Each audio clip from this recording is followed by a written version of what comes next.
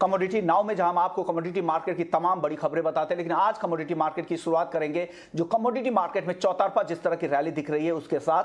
Gold और silver की अगर बात करें तो गोल्ड जहां 1000 रुपए से ज्यादा की तेजी दिखा रहा है, वहीं चांदी में 1600 रुपए से ज्यादा की तेजी आज दिख रही है। जबरदस्त तेजी के साथ पूरे ही नॉन एग्री मार्केट में ट्रेड हो रहा है। बेस मेटल्स तेजी को लीड कर रहे हैं और निकेल सबसे आगे है। आज 21% तक की तेजी निकेल में दिखी और अभी भी करीब करीब 18% की तेजी एमसीएक्स निकेल में दिख रही है। एल्युमिनियम नया रिकॉर्ड लगातार बनाता जा रहा है, 324 रुपए के आसपास एमसीएक्स पर पहुंच गया है। एलएमई पर $3850 के आसपास निकेल एल्युमिनियम पहुंच चुका है, जो नया रिकॉर्ड लेवल एलएमई पर भी है। कॉपर, जिंक और लेड यहां पर भी 3 से 4% तक की जोरदार तेजी इन काउंटर्स में भी दिख रही है। नेचुरल गैस यहां भी अच्छी तेजी है। क्रूड 14 साल की ऊंचाई पर है और आज ब्रेंट क्रूड इंट्राडे में $139 के भी ऊपर चला गया। WTI क्रूड 130 का डॉलर अब तक दिखा चुका है आज इंट्राडे में और अभी भी 12% की तेजी हम एमसीएक्स क्रूड में देख रहे हैं। काफी 9600 रुपए के आसपास एमसीएक्स क्रूड ट्रेड कर रहा है, यानी पूरे ही नॉन आई एग्री मार्केट में जबरदस्त रैली है। लेकिन ऐसे ट्रेड में, ऐसे माहौल में आपको क्या करना है, कैसे रिस्क को कम करना है, कैसे अपने पैसे बचा कर रखने हैं, इस पर बात करने के लिए हमारे साथ 3 एनालिस्ट हैं। हमारे साथ बिटूपन मजूमदार है, टेक्निकल एक्सपर्ट है, अनुज गुप्ता है आईआईएफएल सिक्योरिटी से और कोटक सिक्योरिटी से रविंद्र राव होंगे। इन तीनों मेहमानों से जानेंगे कि आज कमोडिटी मार्केट में आपको किस तरह की रणनीति बनानी चाहिए, क्योंकि जिस तरह के फ्रेजाइल एनवायरमेंट है ग्लोबली, ऐसे में आपको कैसे ट्रेड करना है। रविंद्र जी, सबसे पहले आप बताइए, जिस तरह की तेजी चौतरफा चल रही है, आप क्या सलाह देंगे आज के लिए? गुड मॉर्निंग विश्व मोहन। मेरे हिसाब से I think it's a risk of scenario और बहुत ज़्यादा अनसर्टेनिटी है मार्केट में। तो मेरे हिसाब से जो भी इम्पैक्टेड कमोडिटी है, जैसे कि एल्यूमिनियम हो, निकल हो, क्रूड हो, गोल्ड सिल्वर हो, आई थिंक इसमें बहुत कॉशियस रहना चाहिए। मैं ये नहीं कहूँगा कि ट्रेड नहीं करना चाहिए, क्योंकि अच्छी रैली आ रही है और हम भी ये मान रहे हैं कि प्राइसेस ऊपर की तरफ ही रहेगा जब तक कि ये वॉर सिचुएशन कंटिन्यू है। तब तक शॉर्ट नहीं करना चाहिए कोई भी कमोडिटी में, जो भी स्पेशली जो भी कमोडिटी इम्पैक्टेड है। तो मेरे हिसाब से लॉन्ग बायस ही है अभी भी, लेकिन थोड़ा सा कॉशियस रहना बहुत जरूरी है। और आई वुड से कि विदाउट स्टॉप लॉस ट्रेड नहीं करना चाहिए। और सबसे इम्पोर्टेंट चीज ये है कि कोई भी पोजीशन कैरी नहीं करना चाहिए। अगर हम लास्ट वीक की ही अगर देखें तो लास्ट वीक जब वीक बंद हुआ तभी WTI क्रूड अराउंड $115 के आसपास बंद हुआ था। और आज जब भी मार्केट खुला इंडियन मार्केट्स, तो it was almost 11-12% gap up. तो मेरे हिसाब से ये पॉसिबिलिटी रोज रह सकती है, बिकॉज वॉर अनसर्टेनिटी है, कुछ भी हो सकता है। आज सीज फायर भी हो सकता है, कल एस्केलेट भी हो सकता है सिचुएशन। तो मेरे हिसाब से कोई भी पोजीशन कैरी नहीं करनी चाहिए, शॉर्ट नहीं करना चाहिए। बहुत टेम्प्ट होगा इस लेवल पे शॉर्ट करने के लिए, लेकिन आइदर आप मार्केट से बाहर रहिए या फिर आप बाइंग साइड में रहिए विद स्ट्रिक्ट स्टॉप लॉस, जो भी इम्पैक्टेड कमोडिटीज है। तो मेरे हिसाब से रैली को एंजॉय कीजिए, जो वन साइड रैली हो रही है कमोडिटी में, but stay very cautious and trade with strict stop loss and don't carry your positions. यानी 2-3 चीजें जो इनकी बातों से साफ नजर आ रही है। आपको जो भी ट्रेड करना है बिना स्टॉप लॉस के ट्रेड नहीं करना है, बाइंग साइड में बने रहें। अगर आपको ट्रेड करना ही है, रिस्क एपेटाइट आपकी बेहतर है, तो आप इस रैली को एंजॉय कीजिए, लेकिन बाइंग साइड में ही रहिए। लेकिन शॉर्ट करने की सलाह नहीं दे रहे हैं। अगर आप कोई भी ट्रेड करें तो बिना स्टॉप लॉस के नहीं जाए। और तीसरी बात है कि आप कोई भी पोजीशन को इंट्राडे के लिए रखें, कैरी नहीं करे अगले दिन के लिए। चलिए, हमारे साथ अब कुणाल सोडानी जी भी हैं, जो एवीपी हैं सिन्हन बैंक के। सर, स्वागत है आपका ईटी नाउ स्वदेश पर। सर, रुपए में रिकॉर्ड कमजोरी दिख रही है, 77 के बेहद करीब डॉलर के मुकाबले चला गया है। क्या लग रहा है, क्यों ये गिरावट आ रही है और कितनी गिरावट आप यहां से और देख रहे हैं? कुणाल। बहुत बहुत धन्यवाद आपका। तो सबसे पहले ये गिरावट मेनली बिकॉज इंडिया डिपेंडेंट है क्रूड ऑयल पे। और अगर आप क्रूड ऑयल देखेंगे तो लास्ट इस साल में अगर हम 2.5 महीने की बात करें तो क्रूड ऑयल $79 ब्रेंट से $130, मतलब 65% जंप इन क्रूड ऑयल हमने देखा with in a span of 2 months 7 days। अब दूसरी चीज ये क्यों हो रहा है, बिकॉज अगर रशिया 7% पूरे ग्लोबल नेशंस को ऑयल सप्लाई करती है, जिसमें से अब ये बातें चल रही है कि eurozone and US oil, Russian oil को बैन कर लेगा इंपोर्ट करना। अब ये बेहद महत्वपूर्ण इसीलिए है बिकॉज अगर हम यूरोप की बात करें तो 40% नेचुरल गैस वो रशिया से लेता है एंड अराउंड 25% ऑयल वो रशिया से लेता है। तो इसीलिए आज ही हमने गैप अप 12% ऑयल में जम देखा और इन रुपी में जम देखा। बट इंडिया पे इतना इम्पैक्ट क्यों? बिकॉज इंडिया एक ऑयल इंपोर्ट 70% to 80% हम ऑयल इंपोर्ट करते हैं। अब ऑयल इंपोर्ट करने से जैसे मैंने कहा कि 65% जंप हुआ है, तो इसका इम्पैक्ट हमारे trade deficit and current account deficit numbers पे देखा जाएगा आगे, जो भी नंबर्स आएंगे। इसीलिए मार्केट, अगर आप इक्विटीज की बात करें तो काफी नर्वस रहे। सिमिलरली ऑयल रैली के वजह से ही हमने यहाँ पे रुपी में गिरावट देखी, ऑलमोस्ट 77 अपने राइटली कहा। और अगर तीसरी बात हम करें कि एफआईआई आउटफ्लो की बात करें तो अक्टूबर 2021 से इस 6 महीनों की बात करें तो अराउंड 2,06,000 करोड़ का आउटफ्लो हमने देखा। वो आउटफ्लो भी नहीं रुक रहा है, ऑयल भी ऊपर जा रहा है।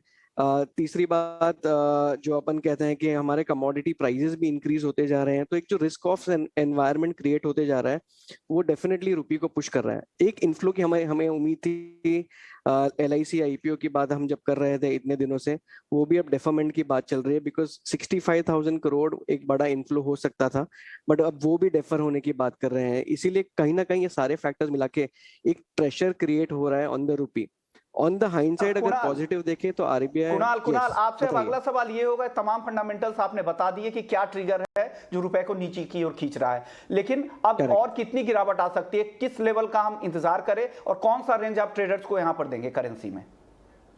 सो बेसिकली अगर हम ऑल टाइम हाई की बात करें तो आज all time high already test कर लिया है। 77 एक साइकोलॉजिकल एक बैरियर बन रहा है at this point in time. हमें दो चीजें देखनी होगी, एक आरबीआई का बिहेवियर इस पॉइंट पे किस तरह रहता है, और अगर टेक्निकल सपोर्ट एंड रेजिस्टेंसेस की बात करें तो अगर एक ऑल टाइम हाई तोड़ता है अनचार्टेड टेरिटरी में जाता है। बट अगर हम ट्रेंड लाइन ड्रॉ करते हैं, अगर चार्ट फॉर्मेशन की बात करें तो 7760 तक यहाँ पे स्पेस है। एक चीज मैं हाईलाइट करना चाहता हूँ, अगर आप लास्ट 20 से 25 साल का डेटा देखेंगे तो एवरेज CAGR डिप्रिसिएशन रुपी में 4.3% का होता है, जो हर साल ऑन एन एवरेज देखा जाता है। तो उस हिसाब से हम काफी रेंज में थे और ये ब्रेकआउट सरप्राइज नहीं होना चाहिए था बिकॉज ऑलरेडी कहीं लेवल तक हम कंट्रोल थे, बिटवीन 75 एंड 76 के बीच में काफी टाइम रहा, तो एक ब्रेकआउट था। आई थिंक हमें रिस्पेक्ट करना चाहिए। एक्सपोर्टर्स के लिए मैं ये सजेस्ट करूंगा कि टॉप पकड़ने की कोशिश मत कीजिए, स्टैगर्ड मैनर में अपने एक्सपोजर को हेज करते जाइए, बिकॉज अगर आप एक साल का प्रीमियम प्लस ये देखेंगे तो आप ऑलरेडी 80 के करीब पहुंच रहे हैं।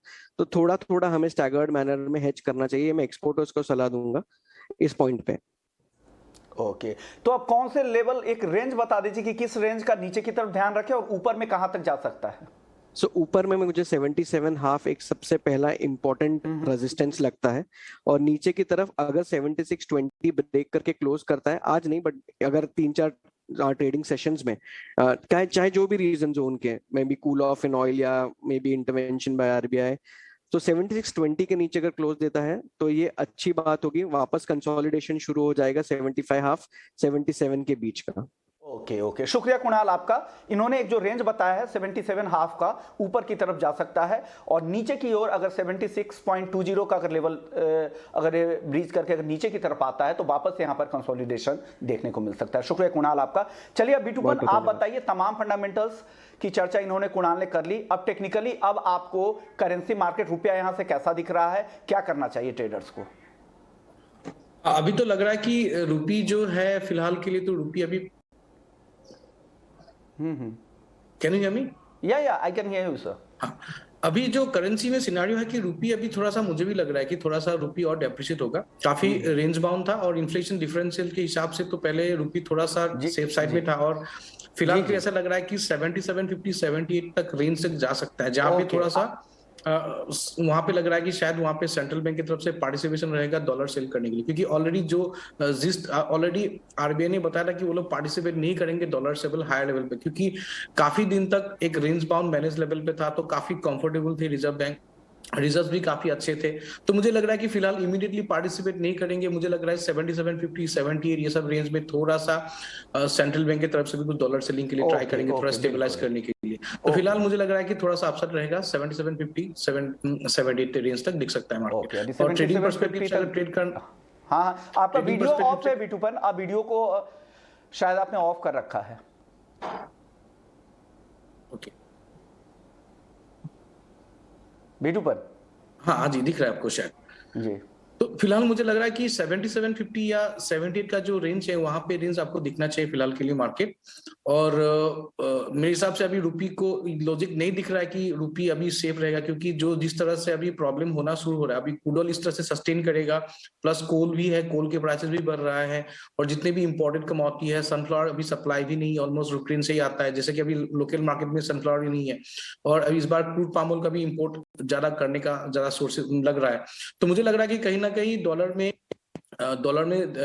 सप्लाई कम रहेगा, और एफआई फ्लो जिन्होंने बात किया था कि जो एफआई फ्लोज है, एफआई मुझे नहीं लग रहा है कि एफआई से कभी अभी इनफ्लोज आएगा, मोस्टली आउटफ्लो हो रहा है। तो अब ओवरऑल सिनेरियो देख के लग रहा है कि रुपी थोड़ा सा ऑन द वीकर साइड रहेगा। 7750 78 मुझे इमीडिएट टारगेट दिख रहा है। आपकी बात आ गई समझ में कि रुपी अभी नियर टर्म में कमजोर ही दिख रहा है। अब चलिए बात कर लेते हैं गोल्ड और सिल्वर की, यहां भी जबरदस्त तेजी है। अनुज जी, क्या लग रहा है गोल्ड और सिल्वर में क्या सलाह देंगे अभी इन लेवल्स पर? विष्णुमोहन जी, गुड मॉर्निंग। देखिए, गोल्ड सिल्वर में ट्रेंड पॉजिटिव रहा है। हमने रिसेंटली देखा है कि अभी 2000 का जो स्तर था वो मार्केट ने ब्रीच किया है। एमसीएक्स में देखें तो करीबन 53,500 के ऊपर के लेवल्स आते हुए दिखाई दिए। तो जिस तरह के जियोपॉलिटिकल टेंशन है, साथ में जो करेंसी डेप्रिशिएट हुआ है और इक्विटी मार्केट में जो सेल ऑफ है, उससे हमने देखा है कि गोल्ड को सपोर्ट आता हुआ दिखाई दिया है। हमें लगता है कि गोल्ड में बाय एंड डिप्स की स्ट्रेटेजी यूज कर सकते हैं। फॉर इंट्राडे पर्सपेक्टिव हमें लगता है कि गोल्ड के अंदर बाय करना चाहिए। समवेयर अराउंड अगर हम लेवल वाइज देखें तो 53,200 के आसपास खरीदारी कर सकते हैं। 54,700 का स्टॉप लॉस, 52,700 का स्टॉप लॉस, टारगेट 54,000 तक हो सकता है। तो हमें लगता है कि कहीं ना कहीं खरीदारी जो है यहाँ पर गोल्ड में जा सकती है। इंटरनेशनली हमें लगता है कि अगेन 2020-2030 डॉलर के लेवल देखने को मिल सकता है। रविंद्र जी, गोल्ड में आपका व्यू क्या है? आप क्या इन लेवल्स पे खरीदारी की सलाह देंगे या काफी डिप आने दीजिए, काफी गिरावट आने के बाद जब यहां से बाजार नीचे आएगा वहां पर एंट्री की सलाह देंगे? मेरे हिसाब से डिप के लिए वेट करना चाहिए, क्योंकि काफी हाई लेवल्स है।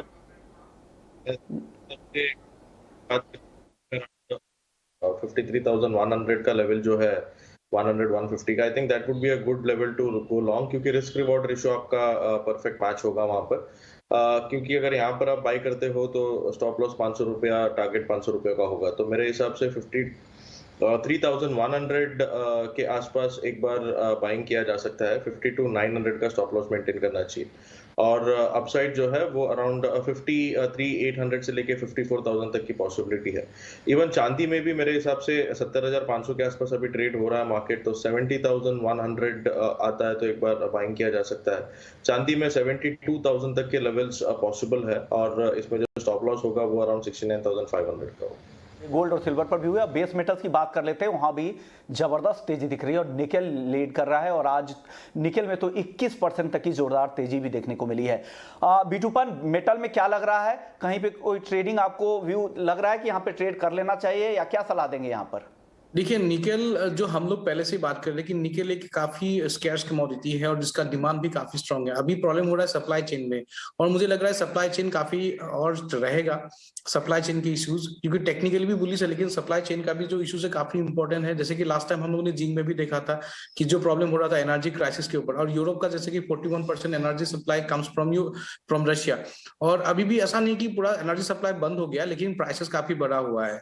तो मुझे नहीं लग रहा है कि यहाँ पे बेस मेटल में मोस्टली जो फैक्टर है सप्लाई चेन की तरफ से रहेगा, और बेस मेटल में जो रैली है वो कंटिन्यू रहेगा। ट्रेडिंग पर्सपेक्टिव मुझे लग रहा है कि कॉपर भी शायद 950 के आसपास गोइंग फॉरवर्ड जाने के लिए कोशिश करेगा। आज एक काफी शार्प गैप अप खुला है, तो उसको थोड़ा कंसोलिडेट करने के लिए दीजिए। तो ऐसा लग रहा है कि मार्केट कॉपर 830 840 के लेवल के आसपास अगर कॉपर दिखता है तो वो लॉन्ग बनता है 950 के लिए गोइंग फॉरवर्ड। ऐसा लग रहा है कि ये रहेगा, क्योंकि ये पूरे इश्यूज अभी रहेगा कि अभी तो स्प्रेड आउट हो रहा है, जिस तरह से क्रूड ऑयल सस्टेन कर रहा है और सस्टेन करेगा जिस तरह से लग रहा है, काफी जियोपॉलिटिकल जो कंसर्न्स है उसके हिसाब से लग रहा है कि क्रूड ऑयल इस रेंज में सस्टेन करेगा और लग रहा है कि क्रूड ऑयल प्रोबेबली 145 150 के उस पर भी चलेगा।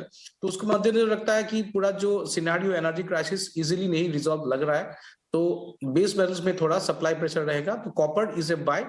निकल में भी काफी रैली हुआ है तो इसमें ट्रेड करना जैसा बड़ा मुश्किल हो जाता है, लेकिन निकल भी मुझे लग रहा है कि 3000 3200 के आसपास पहुंच सकता है। ओके, यानी बड़ी तेजी यहाँ पे कॉपर और निकल में लग रही है, दो टॉपिक बेस मेटल्स में। चलिए, लेकिन अब नॉन एग्री से पहले स्पाइसेस पे नजर डालें, जहां पर भी एक्शन काफी ज्यादा है। ऊपरी स्तरों पर अब बिकवाली बढ़ गई है, 3% से ज्यादा की गिरावट टर्मरिक दिखा रहा है।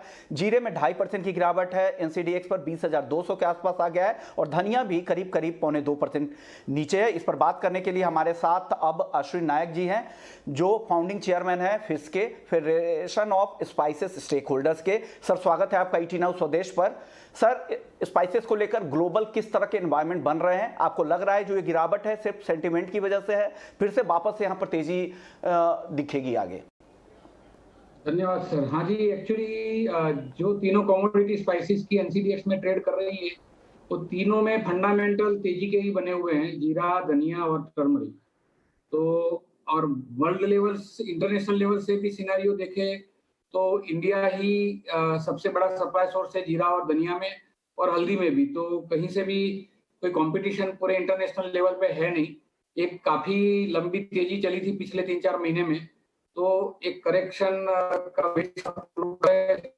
करेक्शन पिछले वीक में भी थोड़ा था और आज करेक्शन ने और कैरी ऑन किया है, लेकिन मुझे नहीं लग रहा कि इसमें ज्यादा कोई मंदी की जगह है।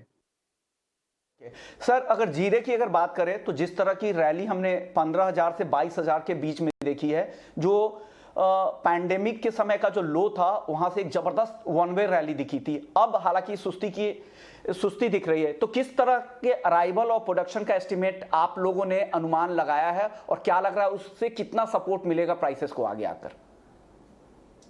जैसा कल हमारा एक स्पाइस मीट हुआ था उदयपुर में, हम लोग एग्रीकल्चर यूनिवर्सिटी के स्टूडेंट्स की टीम को खेतों में भेज के एक साइंटिफिक तरीके से सर्वे करवाते हैं और वो सर्वे के जो रिजल्ट निकल के आए हैं उसमें करीबन 40% क्रॉप कम की धारणा हम लोगों ने रजू की है। धनिया में भी करीबन 30-40% क्रॉप कम की धारणा रजू की है और सौंफ में भी करीबन 10% क्रॉप कम की धारणा रजू की है। जीरे में हम लोगों ने क्रॉप कम किया है, उसमें भी ये एक्चुअली हमारा सर्वे था 10 फरवरी से लेकर 23 फरवरी के बीच में था और ये साल काफी सालों के बाद खेतों में डैमेज यानी कि जो बिगाड़ उसका ट्रेंड बना हुआ है। तो हमने जो फिगर्स डिटेक्ट किए उसके अंदर और 5% कमी आ सकती है क्योंकि सपोर्ट नहीं कर रहा है क्रॉप के लिए और जो ओवरऑल क्रॉप है वो 40 से 50% कम आ चुका है। यानी क्रॉप की जो स्थिति है वो काफी कम है, जो नया सर्वे है फिस का उसके मुताबिक। तो डेफिनेटली आगे चलकर भले ही सेंटिमेंट के तौर पर या प्रॉफिट बुकिंग के तौर पर यहाँ गिरावट आ रही है, लेकिन आगे तेजी की उम्मीद लग रही है। शुक्रिया नायक साहब, आपने वक्त निकाला ईटी नाउ। मैं एक थोड़ी बात धनिया के लिए भी डालना चाहूंगा कि धनिया में भी रशिया और यूक्रेन फैक्टर काम करेगा, क्योंकि रशिया और यूक्रेन पूरे वर्ल्ड को काफी जगह पे वर्ल्ड में धनिया सप्लाई करते हैं। वो सप्लाई अभी डिस्टर्ब है और आगे 2-3 महीना वो सप्लाई भी मुझे नहीं लग रहा है कि मिलेगी। तो इंडिया का धनिया ही सब जगह जाना चाहिए। ओके, क्योंकि यूक्रेन भी एक बड़ा सप्लायर है और साथ साथ जो जीरे को लेकर खबर ये आ रही है कि जो दूसरे बड़े देश जो सप्लायर देश हैं, अफगानिस्तान, टर्की और सीरिया, वहाँ पे ऑलरेडी एक पॉलिटिकल टेंशन है, जियोपॉलिटिकल तनाव की वजह से वहाँ से सप्लाई कम हो गई है। उसका फायदा यहाँ पर एक एज इंडिया को मिलने वाला है। शुक्रिया नायक साहब, आपने वक्त निकाला। चलिए वापस से नॉन एग्री मार्केट का रुख कर लेते हैं और कच्चे तेल पर एक बार वापस से नजर डालेंगे, जहां पर जबरदस्त रैली दिख रही है। अनुज जी, क्या करना चाहिए ऐसी तेजी में? किस तरह से अपने रिस्क को कम करना चाहिए? ट्रेडर्स को आप क्या सलाह देंगे आज? देखिए विश्वमोहन जी, फ्यूचर्स मार्केट में देखें तो मार्केट काफी वॉलेटाइल है, तो यहाँ पर बाय एंड डिप्स की स्ट्रेटेजी को यूज करना चाहिए। हालांकि अगर हम देखें तो 100 रुपए की जो मोमेंटम है वो 5 मिनट में हो रहा है, तो काफी वॉलेटाइल मार्केट है। मुझे लगता है कि थोड़ा वेट एंड वॉच करना चाहिए। भाव नीचे 9,200 9,300 के आसपास आए तो ही खरीदारी करना चाहिए। ऊपर में हमें लगता है कि अगेन 9,700 तक के लेवल देखने को मिलेंगे। 8 या 900 पे वापस लगा सकते हैं, या फिर मुझे लगता है कि अगर थोड़ा सा ट्रेड लेना चाहते हैं तो ऑप्शंस के अंदर करीबन 9,500 का जो कॉल ऑप्शन है उसको खरीदारी का ट्रेड ले सकते हैं। तो ऑप्शन और फ्यूचर दोनों में ही ट्रेडिंग बाय एंड स्ट्रेटजी रहेगी। रिस्क नहीं लेना चाहते जिस तरह का अभी फिलहाल माहौल है, तो ऐसे में आप ऑप्शन के जरिए भी जा सकते हैं। रविंद्र जी, आपको क्या लग रहा है, क्या रिकॉर्ड लेवल अब क्रूड इस हफ्ते बना देगा? 147.5 का जो ब्रेंट में हमने 2008 में जो लेवल देखा था, क्या वही लेवल अब वापस से देखने को मिल सकता है इस हफ्ते? बिल्कुल पॉसिबल है, क्योंकि आप देखिए तो पर है WTI ब्रेंट, तो मेरे हिसाब से 147 इज नॉट वेरी फार। अभी अराउंड 126-127 के आसपास चल रहा है WTI। तो अगर ये जो वॉर एस्केलेशन है वो ऐसे कंटिन्यू रहता है, तो मेरे हिसाब से 147 इज वेरी मच पॉसिबल। इसीलिए मैं कह रहा हूँ कि बहुत टेम्प्ट करेगा ये मार्केट की, काफी हाइस पे आया है प्राइस, तो शॉर्ट कीजिए। तो मेरे हिसाब से शॉर्ट नहीं करना चाहिए। और इमीडिएटली मुझे लगता है कि अगर MCX की बात करें तो MCX में 10,000 तक के लेवल्स दिख सकते हैं। It might touch close to 10,000। तो मेरे हिसाब से अगर डिप आती है तो डिप में बाइंग की रणनीति रखनी चाहिए until unless the war situation continues. Okay, जब तक इस तरह की सिचुएशन बनी हुई है तो आप खरीदारी के साथ ही जाएं, और 10,000 के लेवल MCX क्रूड में और नया रिकॉर्ड लेवल भी ब्रेंट क्रूड वापस से दिखा सकता है। शुक्रिया बिटपन आपका, रविंद्र जी आपका, अनु जी आपका, आप तीनों ने वक्त निकाला ET नाउ स्वदेश के लिए। तो कमोडिटी नाउ में फिलहाल